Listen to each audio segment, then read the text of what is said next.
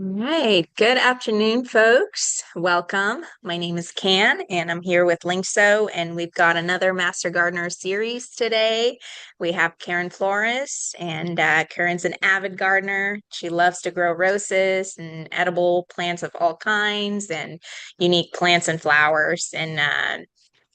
For her flower arrangements as well. And she's been gardening all her life. And two of her passions are flower arranging and growing vegetables in containers. And Karen is a master gardener with the San Mateo and San Francisco counties. So welcome, Karen. Thank you. We're honored to have you here. So the floor is all yours, and we'll answer all your questions towards the end of the talk. Welcome. Great. Thank you. Thank you to everyone for joining us today. And we are going to be talking all about herbs and edible flowers, which are something I really, really love to grow. So, whoopsie, I want this to go down. There we go. So, in today's discussion, we're going to talk about kind of herbs, general things about herbs. We will discuss edible flowers, which flowers you should eat and which you should not eat, some of the growing basics of growing herbs and edible flowers, and then propagating. How do you start herbs? From seeds, you can start them from stem divisions. You can start them by cutting them into pieces. So we'll explore all of that. And we'll also talk about not only growing them in the ground, but using containers for people that may not have a large growing space. And then once you've got your herbs, how do you maintain them? And the most important thing is, how do you harvest them, preserve them, and then use the herbs that you're growing? Whoops.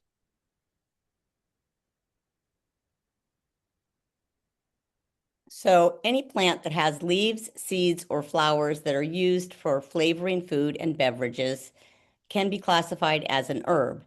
Now, some of the herbs are perennial, meaning they grow year in and year out, and once you plant them, you've kind of got them forever. Some herbs are annuals, meaning we have to plant them every spring, and some are biennials. And in those cases, you've got one year where they produce the herb. The next year, they'll produce a flower and the seed.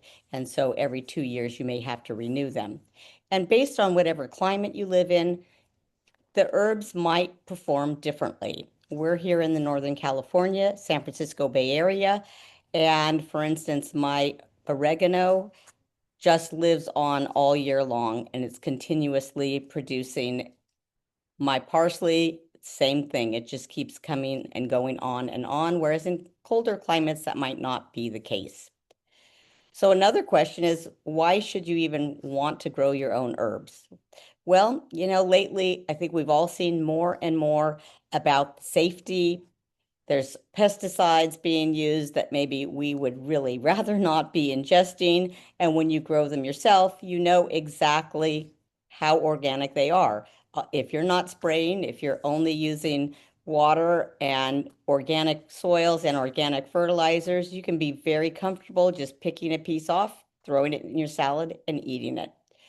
And the quality of what you grow is also much better because it's so fresh. So you're able to go out and cut your chives or cut your cilantro right before you're going to use it. And that way the quality is at its peak and you are having the best flavor out of those fresh herbs. I know for me, cilantro is a big one that I like to grow because that's something that when you go to the grocery store, you end up getting a pretty big bunch of it, and you may use a little bit in a recipe, and within a few days, it goes bad. So, what I love about growing my own cilantro, I go out, I cut what I need, the plant keeps going on, and then I can just keep cutting it as I need it. And cost also becomes an issue. Once you're established and you have your herbs growing, they need very little help from us and they're very cost effective to grow.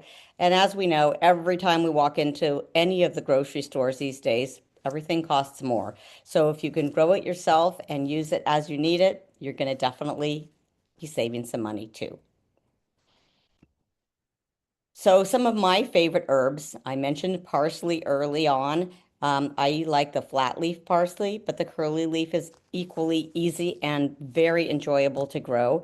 And once you've planted it, you'll be harvesting it, all season and into the winter as well. And then it does eventually form flowers that are beautiful and produce seeds. And we will talk at the end about seed saving, and the parsley will actually reseed itself, but you can save the seeds and then create more plants. Cilantro is one that is very sensitive to hot weather. So if you want to grow cilantro, you want to probably put it in one of the cooler areas of your garden.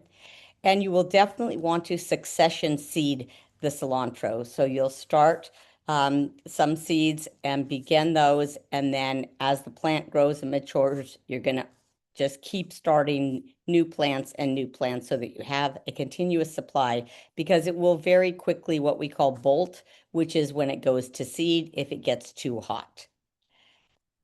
Basil is a wonderful thing to have fresh. There are so many recipes that call for basil and use basil, and there are so many different kinds of basil, which is also really fun. There's our Italian basils, there's Thai basil, there's all kinds of unique and very interesting, flavorful basils. Most basil plants do need to be planted each spring and handled as an annual. And I also do like to do some succession planting with basil. I'll usually start some seeds pretty early in the season, indoors, let the seeds get to be plants, plant them outdoors, and then also start another set as those begin to mature. Now, as I mentioned, the oregano plant here it's just crazy. I have one that is actually taken over and it's almost like a ground cover. There's so much of it. So it is very easy to grow once it's established, and you can use it and cut it, and it will just keep going and going year after year. Rosemary is very much the same way. Now, one of the tricks about rosemary is that it does not want a tremendous amount of water. So when you plant your rosemary, you're not going to want to put it in a container with, say, a basil plant, which needs quite a bit of water. So you do want to think about each plant. Rosemary is also wonderful for cooking and very easy to just go out, cut a couple sprigs, bring it in, put it on your roasted potatoes, add it to a roast, whatever you want to do with it, and always have it available. Now, lemon balm is a tricky one. Lemon balm makes a wonderful tea, which is supposed to have quite some good medicinal properties. You can buy lemon balm tea at some of the more health food oriented stores. But if you grow your own, I'll give you a warning. It is related to mint.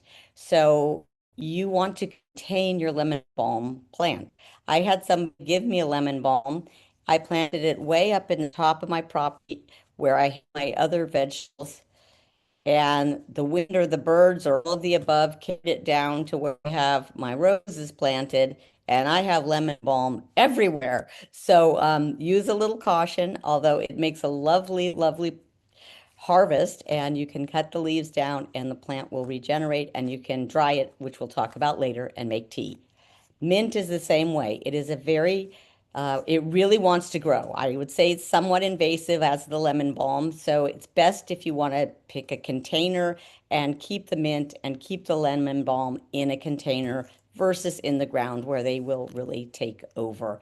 Lovely again to have fresh mint. Go out and cut some, throw it in your iced tea. Again, you can even make mint tea out of it. Very useful, very, very easy to grow. Thyme is another favorite, and again, doesn't want a tremendous amount of water. And in our climate, does live continuously. I have thyme year round from the one plant I planted a long, long time ago. Tarragon is a little bit fussier, the French tarragon. I love to grow it because it's honestly sometimes quite hard to find fresh tarragon in the grocery stores. And it does end up dying off at the end of the season, but the roots are still alive and it will come back. So I've had my tarragon, it's in a container and it comes back year after year. Dill is another one that is, fantastic to grow and have available. It's very sensitive also to the heat, a little bit like cilantro. So you do have to be careful as far as it will go to seed or bolt quite easily. And so dill is another one that is worth doing some succession planting on. And of course, there's all kinds of varieties of other herbs. There's chives, there's different derivatives of thyme. There's lemon thyme. So once you get into herbs, you'll find there are more and more things to choose from, but these are some of my core favorite herbs. So some of the gardening and growing basics for the herbs are you've got to consider what the plant wants.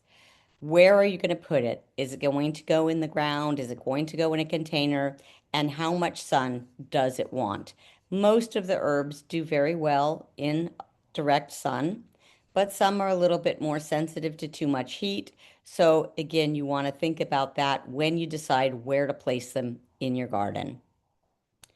And in general, they're not very fussy about the soil, but you do want to make sure that the soil is always well drained. So you don't want the herbs standing in puddles of water or in a container where the drainage is not good. They do like a good, well draining soil. And watering needs, again, are tricky. You want to put things together that need similar types of water. So if you're going to put lavender in a bed, it doesn't like a lot of water. So you might be able to mix some oregano with it. Your rosemary could go there as well, but you wouldn't want to put the basil there, or the parsley likes quite a bit of water as well. So you just have to think about that when you decide where you're putting things and how you want to locate them. Now, it goes along with herbs is the use of edible flowers, and there are quite a lot of edible flowers available. Some of my favorites are calendula, which is very easy to grow, and the leaves are lovely in salads, and I've seen them used to decorate butter or decorate cheeses, and very great colors, bright oranges, bright yellows, very useful. Certain of the sages and the scented geraniums are also edible flowers. Some of the geraniums taste sort of lemony, and some taste as sort of like a rose. And so when you decide what you want to plant, think about what flavors you're looking for and you're interested in. Nasturtiums are one of my very favorite edible flowers. The flowers themselves are edible, the leaves are edible, and I have a great recipe that uses the flowers in a beautiful salad with zucchini. And usually in the summer, we all have plenty of zucchini, so making something that looks pretty and tastes good with the nasturtiums is great. Um, Nasturtiums almost have like a little peppery flavor, and they're great added to any kind of salad.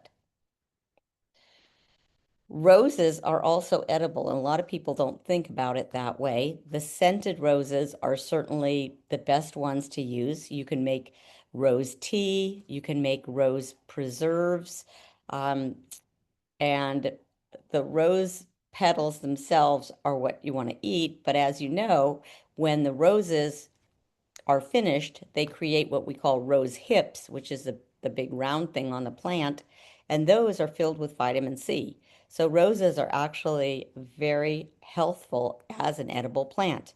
One caution with roses is people oftentimes are trying to get better rose blooms, and they perhaps might spray or do something else to prevent diseases. You would definitely not want to utilize a rose flower that has been affected by any kind of spray or pesticide of any type. So just be sure when you use it that you know that it's been grown organically. Borage is another really great one. You see the little tiny blue flowers. It also comes in white. They're kind of peppery as well. They're a great draw for pollinators, and they taste great put into a salad or, again, used on a cheese or a butter or just in a mixed bowl of greens, which we'll have some pictures of later. Some additional edible flowers, pansies, lavender. A lot can be done with lavender, cookies, ice cream, you name it. Lavender can be used for that. The hibiscus flower, I'm sure a lot of people have heard that there are very strong health benefits with hibiscus tea. Well, you can grow your own hibiscus and make your own hibiscus tea. Lilac flowers are also edible. as our gem marigolds, which are the little tiny ones. You can utilize the little flower petals of those. And then as any of our herbs go into flower, all the flowers of the herbs are edible. So the fun of edible flowers is it makes things look prettier, it gives you a unique flavor profile, and growing them in your garden helps with bringing in the pollinators. So if you have flowers along with your regular garden plants and your vegetables, and you add these edible flowers, it will bring in the bees and the butterflies and the other pollinators. So I find that using herbs and edible flowers are a very strong draw for the pollinators. If you mix them in with your landscaping, you'll just bring the pollinators into your landscape.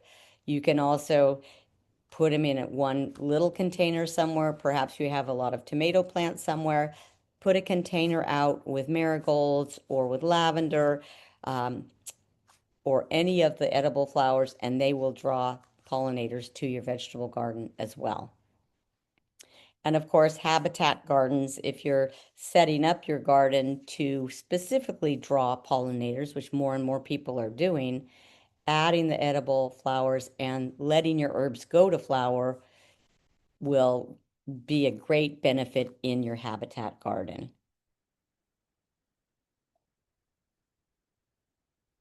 When you do have herbs in your environment, now where we live, we have deer. I'm sure a lot of people do. And in general, herbs are, quote, deer resistant. Nothing is completely deer proof. And if the deer get hungry enough, they kind of will eat anything. But generally speaking, if you have strong smelling herbs around flowers you're trying to protect, the deer will generally stay away from it if there's something else close by that does not have that strong pungent odor that the herbs have. So again, they can really be a help in your garden to keep some pests away. And they also, as we said, not only that they attract the bees and the butterfly, but they'll bring in beneficial insects, which will help to get rid of other garden pests that might be affecting other plants that you have. And they're great to use in companion planting, as I mentioned, putting them near roses or uh, other vegetables. And having herbs in the soil helps to build your soil nutrients and helps to improve the health of your soil. So there are some very easy and inexpensive ways to get herbs. Obviously, we can all go down to a garden center and buy herbs. That's certainly one way. But quite a few of the herbs are very easy to propagate. One way to propagate them is by what we call stem cuttings, which we're going to go over. We can also dig up an herb and divide it, which we'll review. And then, of course, sowing seeds, and we'll talk about transplanting and what you should do when you're transplanting your herbs. So when you're doing stem cuttings, you want to take a cutting of the plant from the wood that still looks green. You know how when the wood gets, or the stem gets old, it looks kind of like woody, it looks brown. You don't want to use that. That is not going to be as susceptible to putting out new roots. So you're going to take a cutting and you want a nice firm stem that is sturdy but still green in color. And some of the plants that are easiest to start from stem cuttings include rosemary, lavender, and lemon verbena, and they all have that firm stem. So you cut your piece about 3 or 4 inches. You're going to trim off all the other leaves and herb pieces off of it so you have the bare stem. And you're also going to even cut the leaves that are left to make them smaller so that all the energy of the plant is going to go into producing new roots. Excuse me. So you're also going to gently pinch the top foliage if they start, when they started to grow, so that you have all the energy, as I said, going down into the root formation. If you've taken leaves off where it shows the little node in the picture, that is where the roots will come out. So you want to make sure when you have your cutting, you've got at least 2 areas that have had leaves coming out of it. You can use a rooting hormone such as root tone. There's quite a few of them out in the market where you just dip the stem into the rooting hormone, and then you take your cuttings and you put them into a soil that's been mixed with perlite or something that keeps it very light and moist so that it's very easy for the roots to start. Another way to do it, and this is often successful, is to take your cuttings that we described, do the cuttings the same way, stick them in a jar of water by a windowsill, and it takes longer, but eventually they will begin to form roots. And then those plants can then be planted out into soil and into a container or into your garden. It's really important when you're trying to start anything from a cutting that you keep them very moist. They have to drain well. They should not be in the direct sun when you're trying to get them to take on roots. And you should make sure that they are kept quite moist. So for instance, from one rosemary bush, you could create literally hundreds of plants and share them with your friends or replant them in other parts of your garden. Another way, which certain plants are more susceptible to and would not do well with the stem cuttings, is to divide the herb plant. So some that work best that way would be oregano and mint and lemon balm and thyme as well, that form a big mass of roots. You would then pull the whole plant or dig the plant up if the plant is in your garden, and you would take the plant out, use a very sharp knife to basically, you're going to cut through your root ball and put it into separate sections. And then you're going to take those separate sections, add fresh potting soil, pot them up either into another container or into the ground. And then those roots will begin to expand out and grow. And where you had one plant, you might have 4 or 6, depending on how many pieces you cut it into. So again, a very, very easy way to share your herbs. And it also does keep the herb plant a bit healthier once in a while to go ahead and divide it like that. Here's a better picture that shows you literally are cutting right through the plant. You're going to cut down some of the greenery at the top so that they're not having as much plant to try to support while we're basically cutting them apart. So you're trimming the top, and then you're going to cut the root ball, which is going to mean you're trimming the roots as well. Then you place it in the soil, and then, as we said, into the ground or the container. And you want to make sure that you have an even amount of foliage on top, that you don't have so much that it's too hard for these newly divided roots to work on keeping it alive. And then again, a little bit similar, you want to water it well and you want to keep it moist because the roots are developing as after it got cut.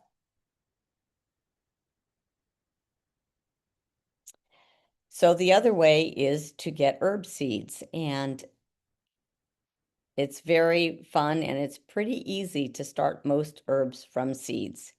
So what you need in order to start seeds is you need some smaller containers, like little 6-packs that you see when you purchase plants at the nursery.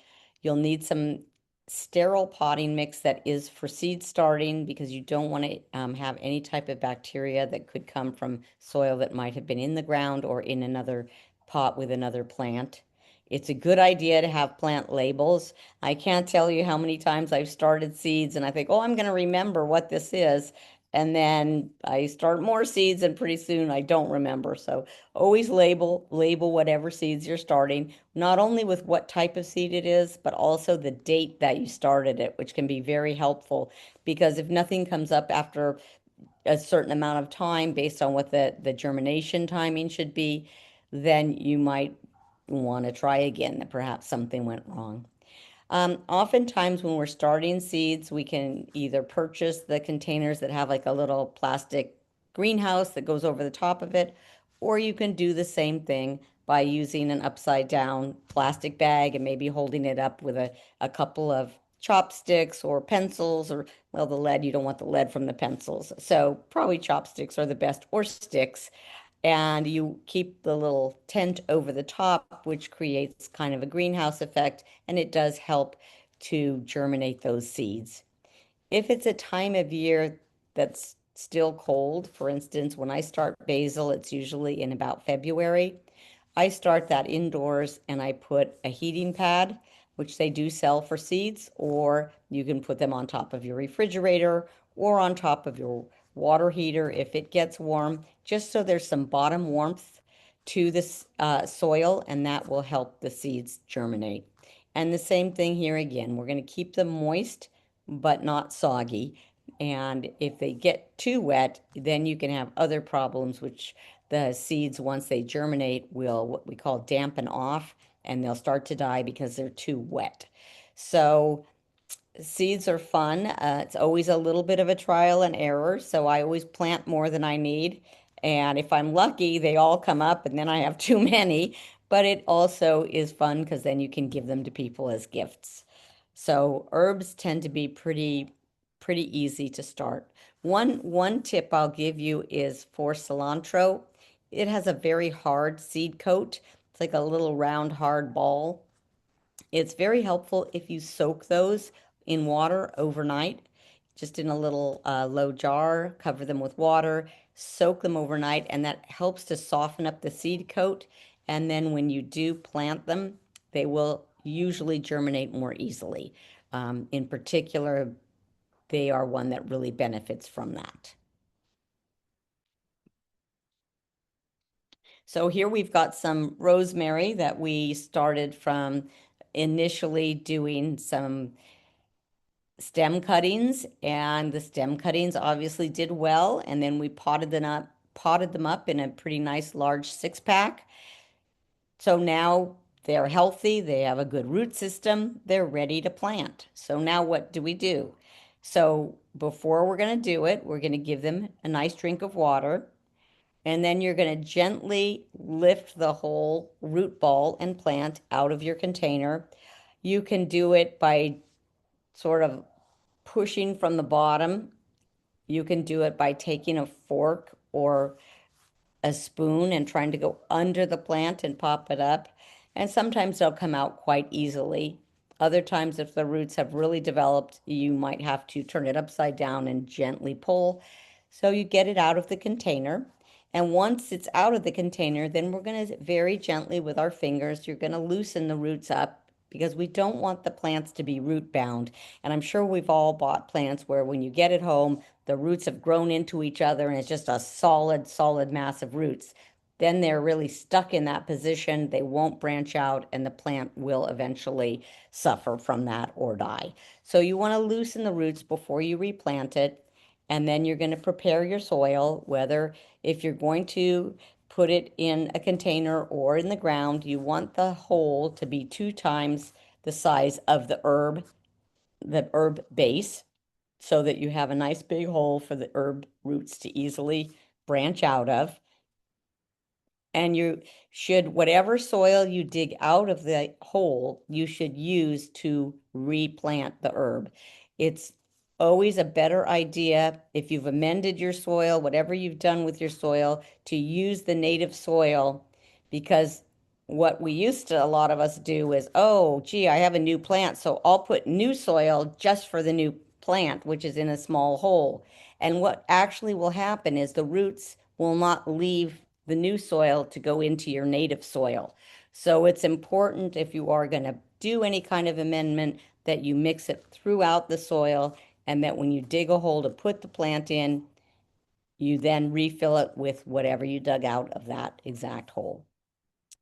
And then again, water. Water it gently till it gets established. And then some of these that can handle quite a bit more of a dry condition, like the rosemary or the lavender, once they're established in their spot, they will not need nearly as much water.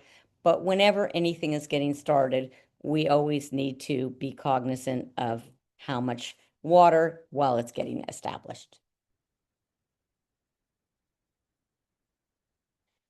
I personally love to grow my herbs in containers for a couple of reasons. One is because I'm basically lazy. And if I have a container right outside of my kitchen door that has rosemary and thyme and oregano and parsley, and I want to use a little bit from cut for my cooking, it's so easy to just go out the door, cut what I need, and bring it in. If I have to walk over or up to where my vegetable bed is, because that's where I put the herbs, I'll probably just decide not to do it. So, having a couple of containers of herbs very close to where you want to use them is really fun and a really easy thing to do, even if you decide to plant more of them for larger harvests elsewhere. And they all do very well in containers. That's one other thing that's great about herbs. They handle a small space extremely well, and they're very happy to be in that. Another option, again, right outside the kitchen door, is to have this type of a setup, which is a raised kind of a bed, just with herbs. And you don't have to bend over. You can just walk out and do your cuts and bring the herbs back in to use in the kitchen. So there's a lot of ways to incorporate herbs so that they're easy to use and they're close to where you want to use them. So once we've got the herb garden going, we need to maintain it, just like with everything. And one of the best ways to maintain it is to really use the herbs, cut them, bring them in, add them to things, because the more you cut them and use them, the better the plant will be and the more they will come back. So if you're going to even take a big piece out because you're going to make tea or you're going to dry it, that plant will then branch back out again. So with the ones that are perennials, if you see them really getting out of control, you might want to divide them in the spring, like we talked about, to dig them up. And have a plan for how you want to use your edible flowers. You know, it's fun to grow them. And yes, they're beautiful in the landscape also, but think about how you might use them, and we'll show you some ways you can use them. And when you prune them, which you will, to keep shape or to get them to grow in a certain way or to get them to bush out, then you can use whatever it is you've pruned off of it. And for overwintering, it will be different depending on where you actually live. But with mine, I just leave them out all winter and they continue on, or they self-seed and they start back up again on their own in the spring, with the exception of basil, which I do have to plant every year. Mulching is another important thing that you can do to protect your plants, especially when it rains a lot or during the hot weather. A layer of mulch, which can be maybe wood chips, it can even be shredded newspapers, straw, shredded leaves, all kinds of things. But putting a small amount, like an inch or so of mulch over your area where your plant is, will help protect it from getting too hot and too dry. It will keep the water in the soil better. And then also, when we're getting the very heavy rains, it protects your soil because the raindrops hit the mulch and that takes the pounding, and then it allows the water to gently drain and drip into the soil below. So it actually helps to prevent from getting compacted soil because the mulch helps to break the fall of the raindrops when we have those heavy rains. So it's really a good idea to always add some kind of mulch. And as I mentioned, the herbs that are the annuals, at the end of the year, cut them down, and we'll talk about drying them and how to save them, and then plant fresh in the spring, usually basil, some places parsley as well. Now, if you do want to work on planting from seed, if you let the plants form the seed heads at the end of the season, you will end up with more seeds than you can ever use. So parsley, cilantro, dill, all of them, as they form their flowers, they are forming seed heads. And as the seed heads start to turn brown, you can cut them, put them in a bag, and the seeds will then release. A lot of people will actually just wait until you see the seeds starting to release and then either shake those seed heads onto the ground so that next year they will grow again, or shake them into some type of a storage bag or container, keep them, and then next year start them back in the soil again. So you can have an unlimited amount of seeds. Now, the other thing to remember though is once the plant starts forming the flower heads, then it will stop producing the leafy growth, which usually is what you want. So I continue to cut the flower heads off during the main growing season, continue to deadhead and keep those off. And then as it gets towards the end, I let a few go ahead and go to seed and go to flower. As we said, the flowers will attract the pollinators and the beneficial insects, and then it will also create seeds for you to use for next year. So now you have so many herbs, you want to harvest them for preserving. So it's important that you choose a time when the herbs are at their peak flavor, which is usually right before they're going to start flowering. You can also pretty much harvest them throughout the season, but it's best if you do it early in the morning after the dew has dried, because once the morning has come, as it gets hotter during the day, they actually lose some of their flavor. They get less pungent. So if you cut them early in the morning, you will have the strongest scent and the strongest flavor from your herbs. So you'll go ahead and cut those and you'll bring them in. And there's several ways you will want to rinse them because you're going to store them and you're going to put them on your food. And of course, you can be using them fresh all year long, but we're talking about at the end when you want to preserve some.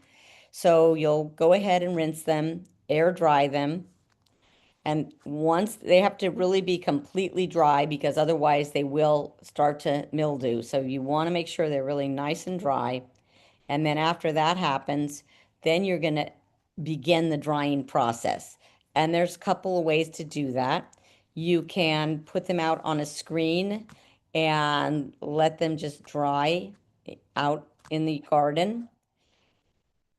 Again, during the driest part of the day, you may need to bring them in at night if you're going to have moisture during the night, or you can leave them indoors in a warm, dry space for 5 to 7 days. Again, spread out. I do mine a lot of times on a big cookie tray, and I just spread them out so that they're going to really, really dry.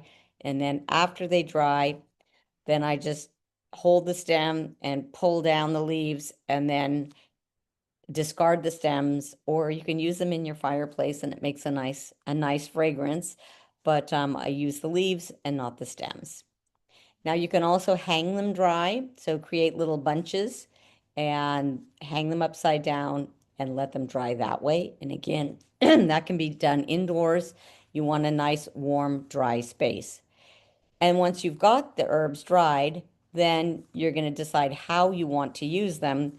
So whether you're going to make them into tea or whether you're going to use them to flavor food or in recipes, you may want to then crush them up to be very small. You can use actually a coffee grinder. An electric coffee grinder is a great way to kind of pulverize your herbs. You can do it the old-fashioned way with a mortar and pestle and just get them into a nice fine powder. And you can package them up and keep them, put them in a jar or however you want to store them.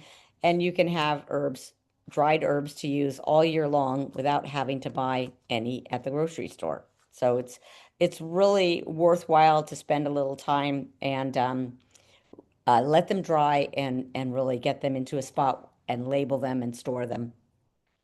The other fun thing to do is, as I said, make teas out of them. So if you have a very, very good mint crop or a very good lemon verbena or lemon balm crop, once you've dried that and stripped the leaves off, you can put those into, you can purchase organic tea bags, and you can purchase that and add your leaves to those tea bags, or of course use a tea ball and keep the leaves dry and separate and add them to your tea and create a fresh tea all year long. More fun recipe ideas. Again, making pretty much the sky's the limit as far as whatever you would normally want to use herbs for or buy herbs to use for, you can do.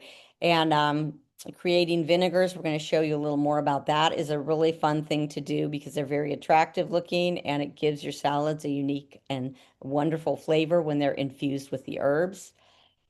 Lots of the herbs can be used to make jams or jellies. We mentioned you can make a rose petal jelly out of the rose um, petals. You can also make a very good mint jelly by infusing the mint leaves into the water. Not at all hard to do and really makes a nice product.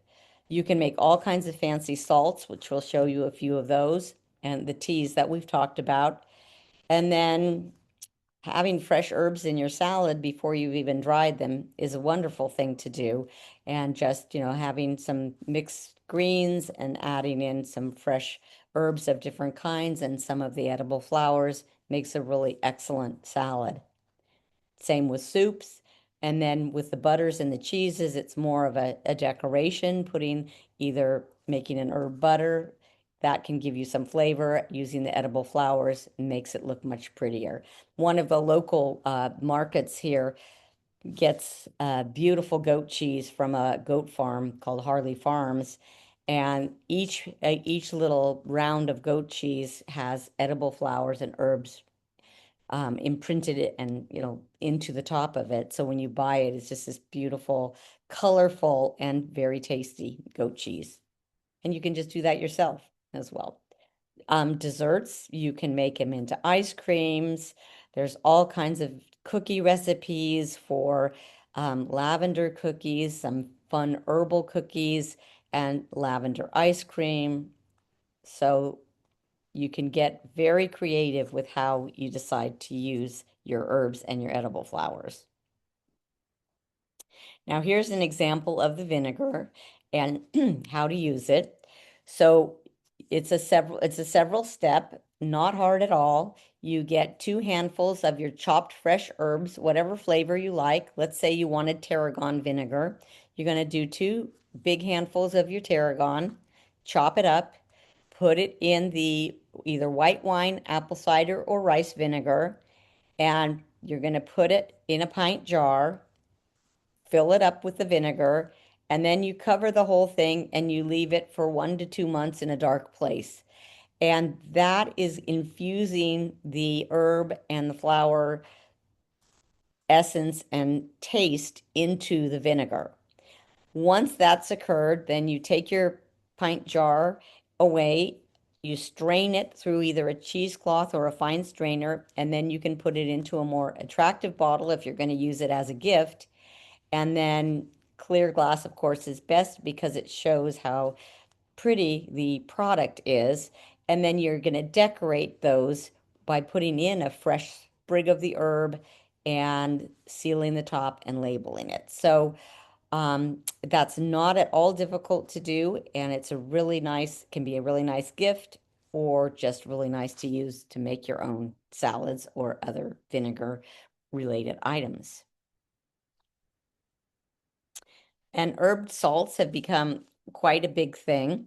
So with that, you just add sea salt, a layer of your dried pulverized herbs. And as I mentioned, maybe you want to pulverize those herbs in either a coffee grinder or just in your mortar and pestle.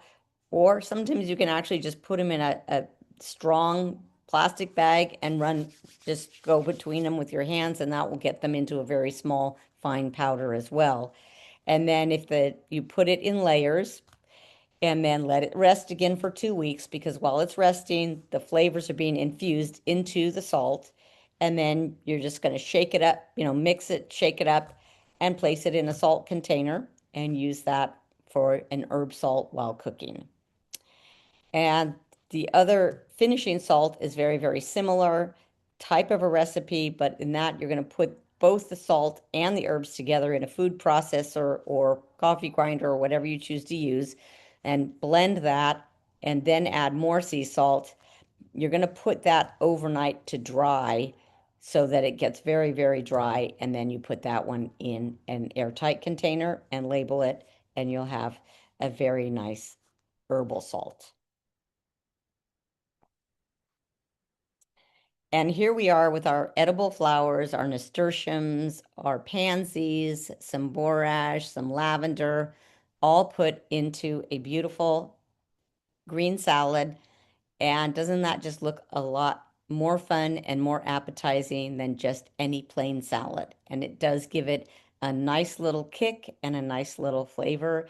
Just make a lemon vinaigrette dressing and enjoy that and add your herbs to either potatoes or pasta or rice salads. And as we said, the sky is kind of the limit on all of that. So, with that, I'd love to entertain some questions. I think Can has been keeping track of the questions for us and answer questions you might have about either herbs or edible flowers today. Thank you, Karen. We do have several questions, so let's go back and start from the first questions that came in. It may be a little out of order here, but I'll just kind of read them out loud. Sure. Um, okay, so this person, they're going out of town and they're wondering if they can tent their basil for about 4 days in case there's a heat wave and will the watering be adequate if they do that? Okay, so I'm assuming they already have a basil plant that's alive and going. If you're worried about the heat, do you mean by tenting it just to put a cover over the top to protect it from the sun? That would be okay, but you wouldn't want to enclose it in plastic or anything because that will actually cook it. If it's in a pot or in a container, then if I was going away, I might actually set the pot into a tray that has some water in it and allow some bottom watering while you're gone. And that can be another easy way. Or you can take a water bottle jug and poke some holes in it, fill it with water, set it next to the plant, and then the little holes will just drip the water the entire time you're gone and will add water to that plant and should keep it going for those 2 weeks. So I hope that answered the question. All right. Yes, thumbs up. Okay, so next question is how do you control the spread of tarragon as it grows from year to year? Do you just pull the multiplying roots that spread? What I would do, again, with any of these that are just kind of getting out of control, which is kind of a good problem to have sometimes. So I would dig up the plant and then I would divide it and either, keep and repot or gift the divisions that you cut from it and then put the plant back in, but keep it contained to whatever size you would like to have it to prevent it from becoming invasive or taking over parts of your garden that you don't want it in. Okay, great. Thank you. Next question is, are all geraniums edible, such as the common red variety? No, that's a really good question. So you really, for the geraniums, you really want just the scented geraniums, which are unique and they are different than your traditional red growing or whatever other color that large flower geraniums that you normally just have in our landscape. I would not eat those. I would only eat the scented ones and the flowers, not the leaves, just the flowers. Got it. Next question is, are rats and rodents attracted to herbs? Interestingly, and that's such a good question because they're sure attracted to my tomatoes, let me tell you. So we've got cats, we've done lots of fun things about the whole rodent problem. And I do find that, yes, they'll go after the tomatoes or strawberries. They have never once eaten my herb plants. So I don't think they care for it. That's my guess. But I guess, sometimes they'll eat anything maybe. In general, I do not think they are attracted to things with that kind of a strong scent profile. Okay, great.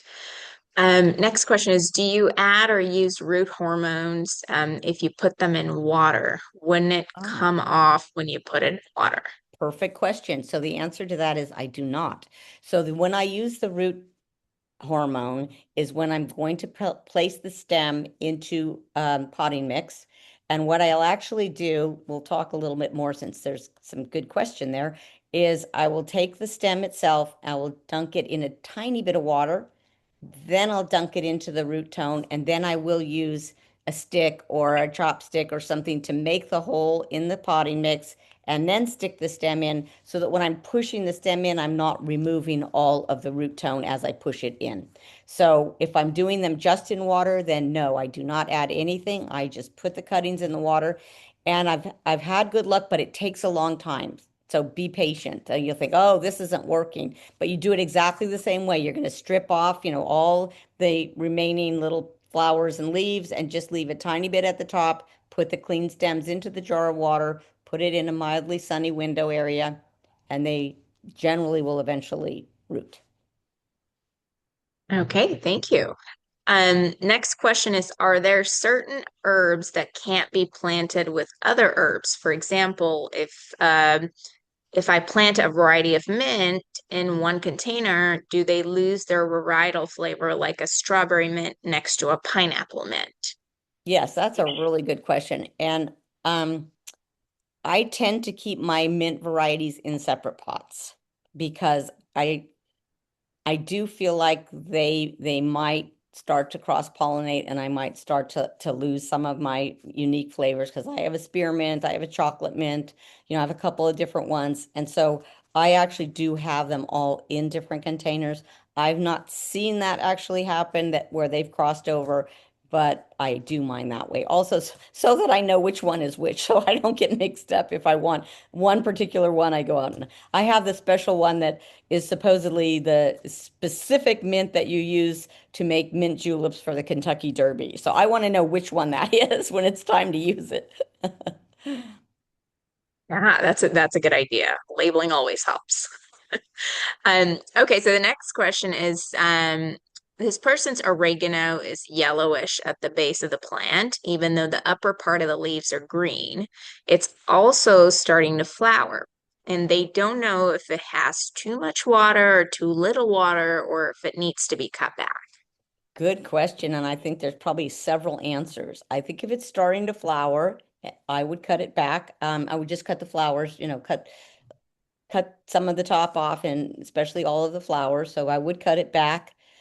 I would test the soil, and you can do it several ways. You can use either a moisture meter that will say if it's dry or wet. What I do is I stick my finger in, and if the plant in the soil feels wet, I would say it's usually yellowing is overwatering.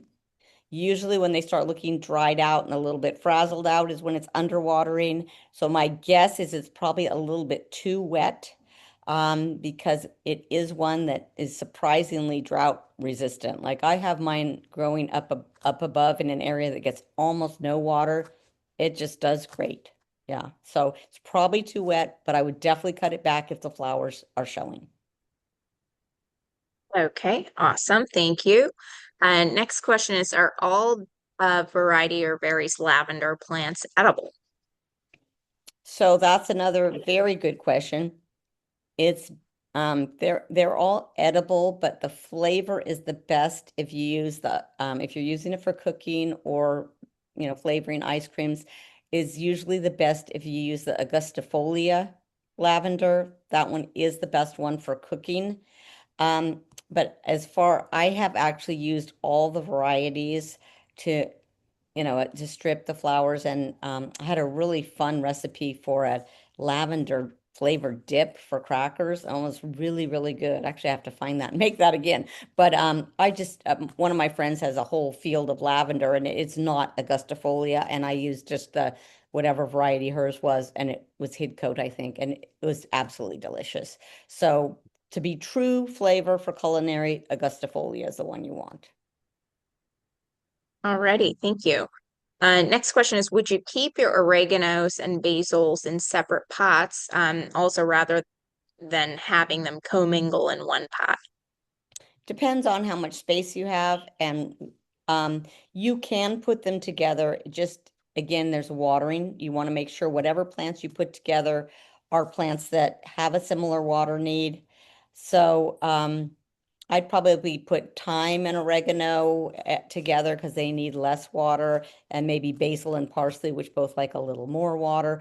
But there's no reason to not make a combination pot if that works better for you for the space you have.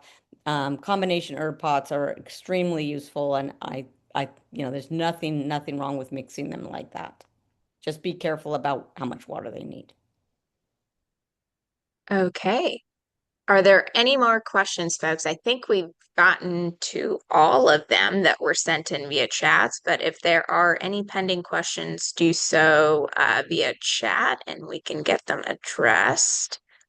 If not, um, I think we can leave early.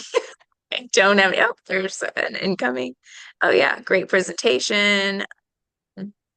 Yeah, just lots of thank yous. But I think that was all the questions we had, Karen. Thank you so much. This is super informative and appreciate everybody being here and Karen for a great class. And this class will be recorded. And oh, wait, Peggy has a question. Peggy, go ahead. Last question before we close out. Okay, so do you add or use root hormones if you put them in water? We did talk Yeah, about no, I this. don't. I do not put the root hormone in the water in any way. Yeah, yeah, yeah.